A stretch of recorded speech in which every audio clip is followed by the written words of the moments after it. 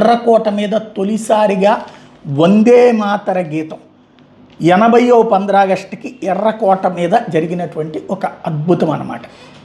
ఎర్రకోట మీదన ఇంతవరకు స్వతంత్రానికి అసలు కారణమైనటువంటి వందే మాతర గీతాన్ని ఇంతవరకు మనం ఎర్రకోట మీద ఆలపించటం లేదు.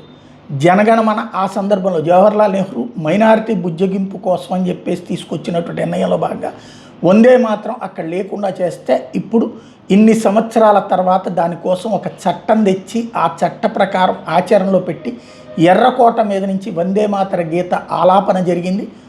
స్వతంత్ర భారతంలో నిజమైన స్వతంత్ర సమరయోధుల యొక్క నిజమైనటువంటి కోరిక, నిజమైనటువంటి నినాదం, నిజమైనటువంటి పోరాట స్ఫూర్తికి కారణమైనటువంటి వందే మాతర గీతం ఈ దేశంలో ఆలపించడానికి 80 సంవత్సరాలు పట్టింది. ఎర్రకోట మీద ఆలపించడానికంటే మనం ఎలాంటి బుజ్జగింపు రాజకీయాలతో నలిగిపోయామో అర్థం చేసుకోవచ్చు.